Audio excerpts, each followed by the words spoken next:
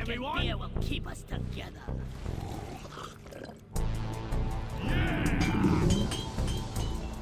Cheers, Mike!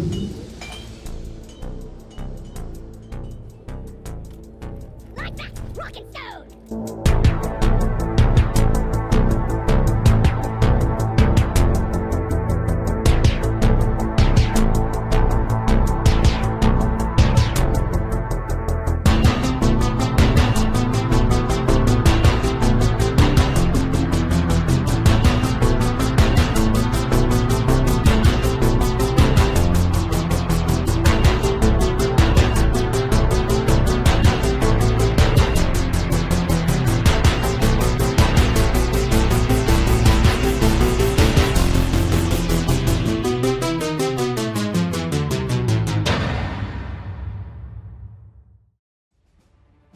Should you play Deep Rock Galactic? Are you a short, buff, and have an almost drug-like addiction to mining? Or do you have an unending thirst for the blood of anything with 8 legs? Well, I'm going to help you answer some of those questions today. Welcome to Deep Rock Galactic, probably one of the best games I've played since my friend Drum gifted it to me a while back. Deep Rock Galactic is a co-op, PvP, first-person shooter, Payday 2 if it was Minecraft, exploration and shooter game that takes place somewhere in an alternate Earth timeline where dwarves have advanced into space. I'm not entirely sure if that's true, because I just made it up. Haven't heard of Deep Rock Galactic? Because 46% of you have never heard of it. I'm just going off the basis of my own poll here. Many of you probably have heard of it. In Deep Rock Galactic, you're a dwarf that is mining in space. Pretty simple, right? Remember that shooter/FPS pod I mentioned?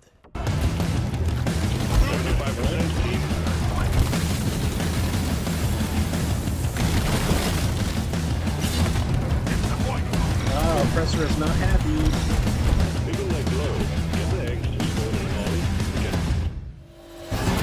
Got it.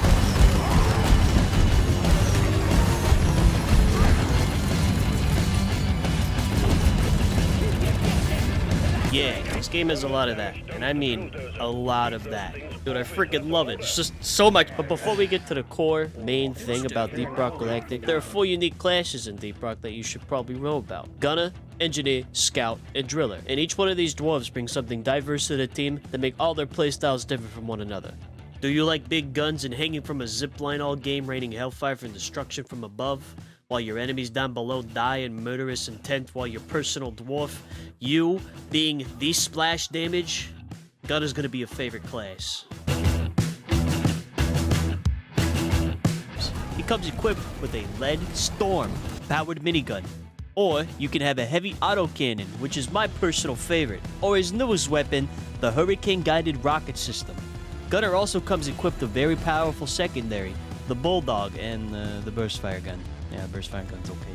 Gunner is also equipped with a zipline launcher that is useful for navigating terrain, or perfect for picking a position to rain hellfire upon your enemies from above. Gunner also comes equipped with a generator, or a shield generator, my bad, that is perfect for getting into cover since the bugs will flee out of the shield generator once it's tossed. Shield generator is perfect for reviving downed teammates whilst a huge battle is going on. It also recharges your shield faster. Gunner also has 3 different types of grenades, ranging from sticky grenades, incendiary grenades, or my personal favorite, the cluster grenade. Gunner is the perfect support class to focus on heavy targets with large amounts of health and armor since his weapons can shred enemies in seconds. Or do you prefer being like Batman, but like a dwarf with, you know, a grappling hook, a plasma rifle, a double barrel shotgun? Does that meet your fancy? Boy, then Scout's gonna be the great class for you. Scout is the one class that can team up really well with the Engineer Dwarf. But more on that when we get to the Engineer. Scout comes equipped with a Deep Core GK2 assault rifle, which is your first primary weapon. And honestly, I don't know why, but you guys over at Deep Rock gave Scout an M1 Garand. And yes, it has the ping shot included, for all of you M1 Garand lovers out there. Scout's last primary weapon is a Drac 25 Plasma Carbine, a very good weapon that shoots plasma and no reloading, overheating included. Scout also comes equipped with 2 secondaries, the jury-rigged boomstick, and his other one, the Zukov Nuke 17. I don't know if I'm saying that right, because you know, in my head I'm saying it right. It's dual-wielding automatic laser submachine guns, I think. I haven't unlocked them yet, honestly. I'm really enjoying my double-barrel shotgun. Nonetheless, 2 different types of secondaries depending on your playstyle for the Scout. Scout also comes equipped with a grappling hook to traverse the environment quicker. Scout is probably the fastest dwarf in game with the mobility he has. Scout also has a flare gun that can light up room for other dwarves. Oh yeah, this game is very dark, and I mean very dark. Dwarves come equipped with flares they can throw to illuminate their surroundings, but Scout's flare gun is better for lighting up the entire room for all the dwarves. Scout comes equipped with 3 different types of grenades. The inhibitor field generator that slows enemies by 70% and weakens their attacks by 30%. They also have a cryo grenade that freezes enemies on impact. A very good grenade for dealing with aerial enemies and larger enemies. And the last grenade is the pheromone canister. Basically, you make enemies attack each other. Not as good as the other 2 grenades in my opinion. Overall, Scout's probably one of my most favorite classes in game, and I've really come to enjoy playing as a Scout for my team. Now let's move on to his partner in crime. The Engineer Dwarf, well, he's an engineer. He comes with 2 turrets and a multitude of choices of weaponry. You have the Warthog Auto 210 shotgun, the Stubby Voltaic SMG, sorry if I butchered that, and the LOK-1 smart rifle, all with their own unique quirk to them, all very good weapons. Engineer also comes packing with a deep core 40mm PGL grenade launcher and a breach cutter. Both very powerful secondaries for clearing out hordes of bugs and doing massive damage to the larger bugs. Now, to the reason Scout and Engineer are partners in crime, I'm going to introduce you to the platform gun. The platform gun can create platforms that any of the dwarves can use to traverse to get resources that are higher up. Amazing support tool that combines well with scouts and drillers and gunners, honestly. It combines really well with any of the dwarves in game. The platform gun also has an upgrade that reduces the fall damage from falling from greater heights, preventing near-death experiences. It's not guaranteed whether you're going to live or die though, but it can stop you if you fall from great distances. And as mentioned previously, the LMG gun platforms or the sentry guns. Engineer also comes with 3 different types of grenades. The Lure is a grenade that draws in enemies with its Fortnite dances. Yeah. The Plasma Burster is a grenade that, well, bursts into plasma. And the Proximity Mine is pretty self-explanatory. You can also stack these to do some massive damage if you wish.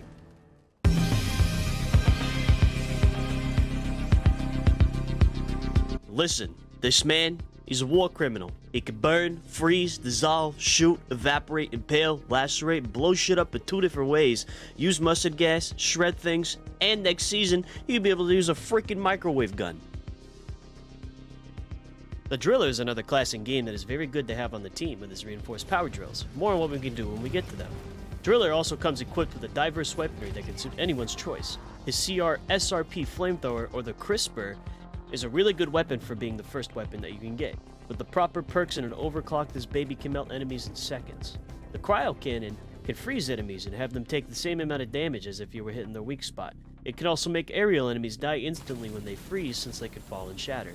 Driller's final main weapon is going to be the Corrosive Sludge Pump, a sludge cannon that can be charged up and shot to do some extra damage and leave a puddle behind that'll slow enemies down and make them take extra damage if you perked into it correctly. Very good weapon for aerial denial. And now, onto his secondaries. Driller also comes packing with 2 secondaries. The Sabata 120 pistol is going to be your first secondary. A decent weapon that can be perked into dealing extra damage to enemies that are on fire, as well as some extra damage to the Mactera enemies. His second secondary, is an Experimental Plasma Charger, or the EPC for short. If perked correctly, this weapon can be charged up and shot again to cause an explosion effect that will destroy minerals that are out of reach spot for drillers. This weapon doesn't need to be reloaded, however, it does overheat. Driller's support weapon is his reinforced power drills. And listen, these things are chef kiss. They're phenomenal. They can make any terrain easily navigated. Hell, you can even drill all the way to the drop pod at the end of the mission if you want. You can also perk these weapons to do more melee damage and, well, I kind of tested it out for myself.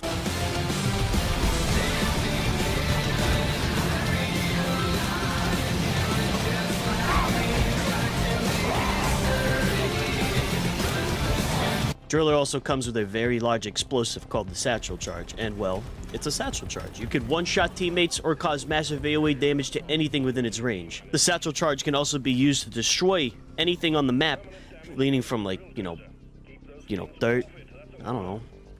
Anything you want to destroy the Satchel Charge with, man, just use the Satchel Charge. It's really good. Overall, the Driller is the bread and butter of the team, and is good for damage over time and easy navigation around missions. Everyone has their own playstyle, and every one of these dwarves offers a different playstyle for every player to suit their needs. Now, Personally, I main the driller and the scout, but I do like playing engineer and gunner from time to time. It depends on everybody's playstyle, honestly. Congratulations. You've bled blood, rock, and bullets like only a few before you. You've journeyed far and wide, you've struggled and persevered, and you have now earned your promotion. Management and I salute you. Damn fine work, Miner. Rock and stone. Before we move on, promotions. You can promote your dwarf to unlock additional features like deep dives, an extra perk slot. You also get access to matrix cores and blank matrix cores for overclocks for your weapons. Or you can use the blank matrix cores to get more cosmetic for your dwarves. Either way, as far as I'm aware, you can promote yourself up to a legendary status, which I think is like 100 some odd levels if I'm just taking a wild guess, but I'm just taking a wild guess here. And that wraps up all the dwarves in game. Not going on to specific details for each one and what they can do, since I think it's fun finding it on your own, and there are plenty of guides on YouTube if you're ever so curious about your dwarf and his potential. Now, we're gonna move on to mission types for Deep Rock.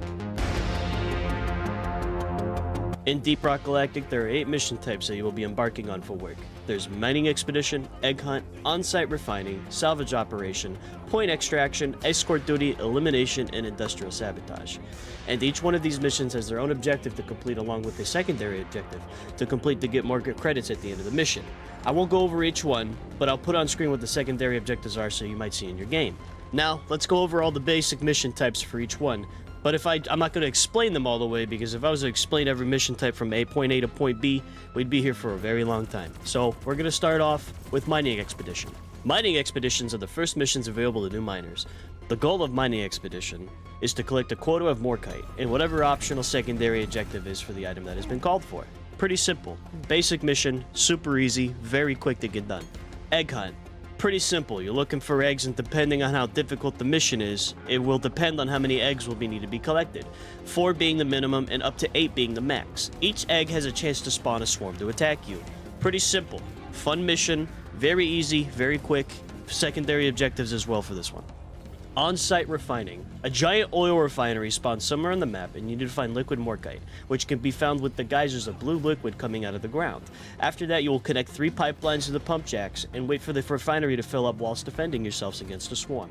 Each of these pipelines will malfunction and require you to repair them for the pumping to continue. Very fun mission, kind of long since you spend most of the time setting up, but personally one of my favorite missions. And it has one of the best lines in game. I mean, come on. I'm Stony Rock. Like, come on, dude. Stony Rock? Hilarious. Salvage Operation. You search for mini-mules that are scattered around the room next to a drop pod that a former team has failed their mission on. The difficulty can determine how many mules can spawn, being the minimum of 2 or maximum of 3. After the mules are collected, you are to get to the drop pod and make it operational again and use that drop pod to escape the mission. Very easy, fast mission. A little thing that a lot of people don't know is that every time you get near a mule, a small swarm can spawn. It's not really a swarm, it's just a bunch of enemies, and people like to rush it, so a bunch of enemies will spawn in, from my personal experience. But so just so everyone's aware, there will be enemies that will spawn when you get near the mini-mules. Point Extraction. The goal is to explore the large cavern and collect blue gems called aquaric that are hidden within the walls. Difficulty also determines how many you have to collect, from a minimum of 7 up to a maximum of 10. This mission's kind of fun. It's a constant swarm, if I remember correctly. I haven't done this mission on any like lower hazard levels, but on hazard level 4 and 5, you're constantly being swarmed by enemies. It's fun. It's a quick mission that you can get done and quick out of the way. Escort Duty. The goal is to maintain and escort a drill dozer until it reaches the armor and heartstone. During the mission, the drill dozer will stop in large caverns where you need to go around and collect fuel. This fuel can be identified by giant, large oil shades you wouldn't see on any other regular mission. Once refilled with both fuel canisters, the mission will continue until you reach the Amaronian Heartstone. Man, I just butchered that name, Jesus. The drill will start piercing the Amaronian Heartstone, and the players must complete 4 phases. The first one is a wave of enemies, followed by flying rocks that bombard the vehicle. Another wave of creatures will appear until the final stage of various numbers of crystals emerge from the ground and emit lasers which can be destroyed with a pickaxe. The drill is reinforced power drills, or Bosco's rockets, among other weapons, can affect the terrain. The Amaronian core can be collected and put on the mule. And don't forget Doretta's head. If you forget Doretta's head, you're not going home. I don't care who you are. Do not forget Doretta. Elimination. The goal is to search tunnels and locate 2 to 3 cocoons containing the mini-bosses of various dreadnought types. The dwarves must fight and kill all the dreadnoughts and optionally collect an assigned secondary objective material. Difficulty determines whether 2 or 3 dreadnoughts spawn. Pretty fun mission. You fight giant boss-like creatures, and I think there are 4 different types. Pretty fun mission in my opinion. Very hard on higher difficulties if played incorrectly. Industrial sabotage. The first goal is to find and disable the power stations in order to disable the force field protecting the data vault. The data vault contains a data rack that is required for an extra script to unlock more items and resources in the script tree.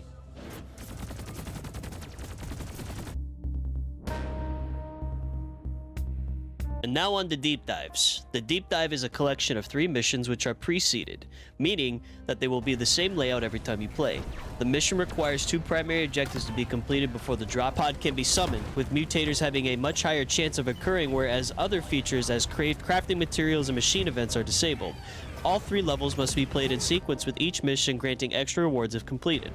Each level of the deep dive rewards a blank matrix core, a weapon overclock, and a cosmetic core. I also forgot to mention that deep dives are endgame content for anyone who has promoted any dwarves in their arsenal. You have to use a promoted dwarf in order to enter a deep dive. You cannot promote a dwarf and then use another dwarf to enter that deep dive. If you want to use any dwarf in a deep dive, I highly recommend playing at least every dwarf to at least for the first promotion so you get an understanding of each of them. I almost forgot anomalies and mutators. I'll put them up on screen of the mutators for people to look over for who they are. But man, fuck Swarmageddon. They never stop. Help! They're still coming! Ah! Ah! Same with anomalies, but these are either beneficial to the team or simply change the pitch in their voice. There are at least 7 different categories of aliens in this game, but I'm not going to go into all of them because that's not funny. All you need to know is that you maim, shoot, explode, and just outright murder anything with more than 4 legs. Now for the ultimate question. Should you play Deep Rock Galactic? Wait, I forgot all about the beer!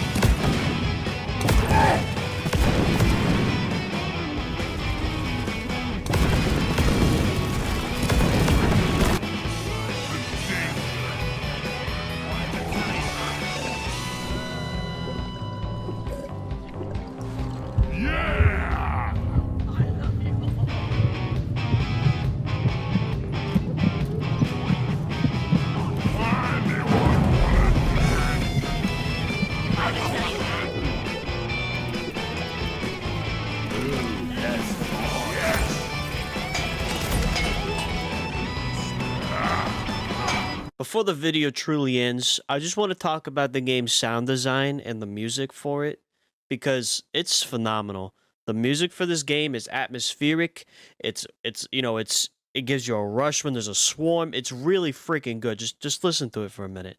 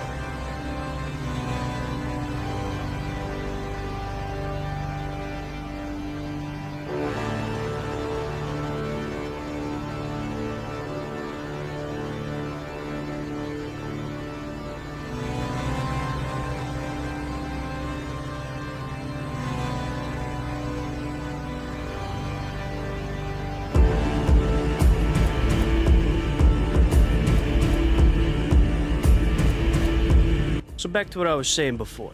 Should you play Deep Rock Galactic? Yes. Yes, you should. For only $30, this game comes packed with so much to do and so much replayability, it's just too good to pass up.